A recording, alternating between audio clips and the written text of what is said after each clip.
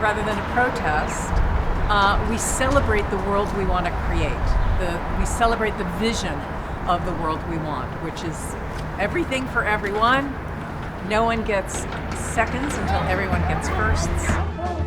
Everyone just go home. It's all going to be fine.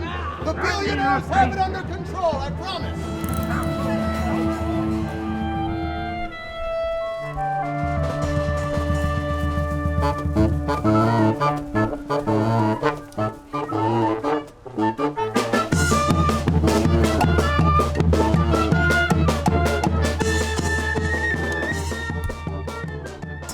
Like, we get a lot of joy out of this, and then giving the community something to kind of believe in that feels bigger than us, that is also kind of nourishing, so we can kind of stay fighting or keep fighting.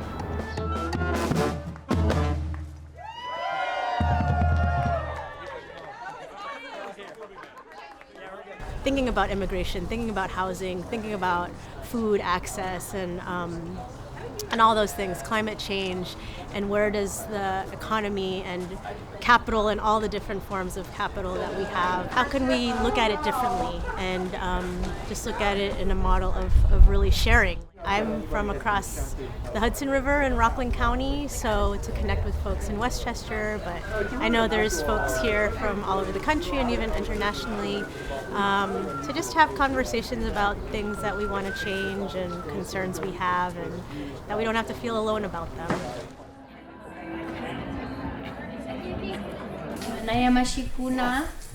Good afternoon, everyone. My name is Amy Chalan. I'm a Tarrytown resident. I grew up here in Westchester, and I'm the co-founder and co-director of Sapiyay Collective, which is a youth-led organization empowering Indigenous Latino youth in the U.S. diaspora.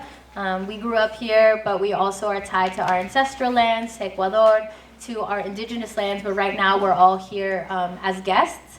And today I'm going to interpret a song called Rosa Paya Mamita. It's a fandango from northern Ecuador. It was written by Cesar Maigua, and it's dedicated to the long lineage of women, grandmothers, aunties, and little girls who are forming part of our long lineage of resistance here in the diaspora. So thank you all today. Yupay Chan.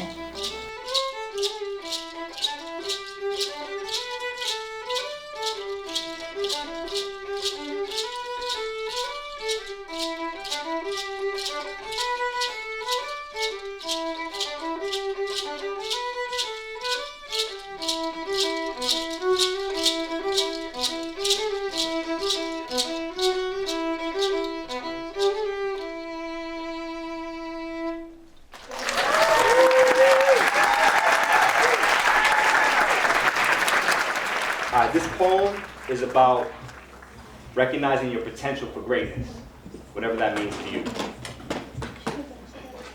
Most possess the potential. They just lack the essential utensils.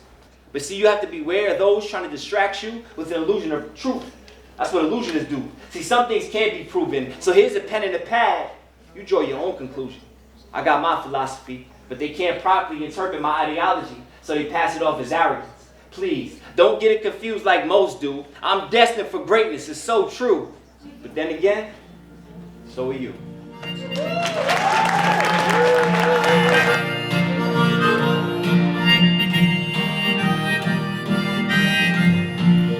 A lot of the organizations here are really focused on a specific issue like climate justice or housing justice, and seeing like where are the intersections, how can our work support their work and vice versa, and also just like how can we build power together, you know. We organized, hundreds of tenants, and we built a tenant union around it, and we won the first ever rent reduction ever in the country. Now, we are still in court trying to make that real, and it's gone all the way up to the highest court in New York, and our final case is in May. So I'm hoping that we are successful. Because if we are, we'll be able to show, it's not just about helping those tenants, but showing that's possible and setting a precedent for other cities.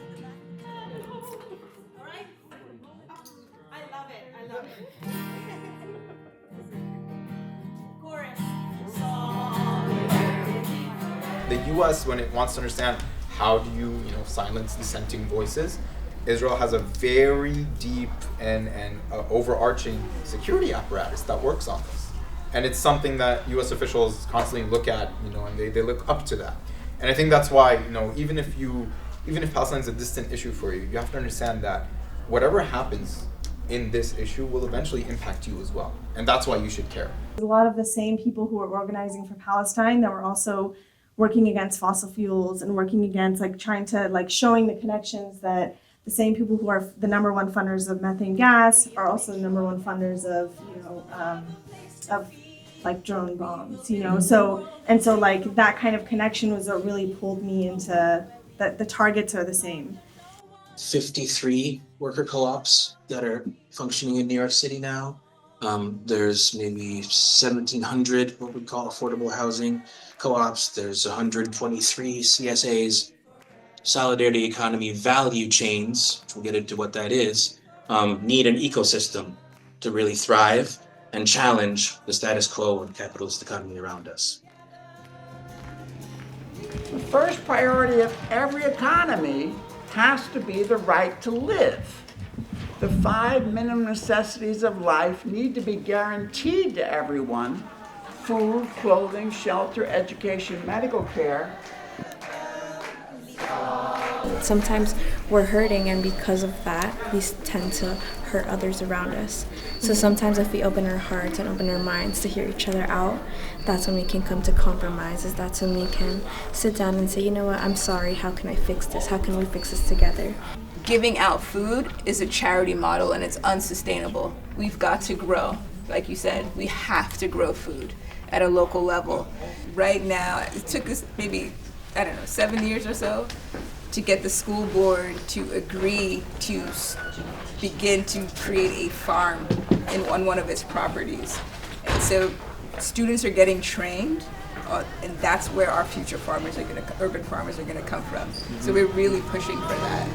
We will not go hungry, not when there is food for all. We will organize, now let's put out an urgent call.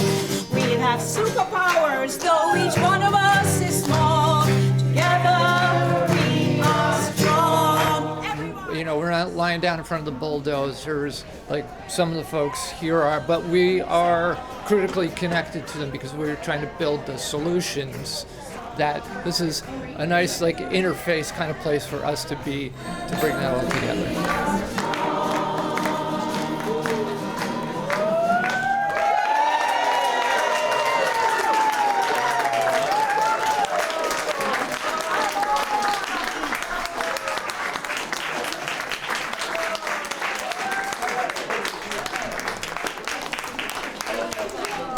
All the feelings that came up, the solidarity, joy and community. Most of all, compassion and love. As Che Guevara said, at the risk of sounding ridiculous, every revolutionary is based with love.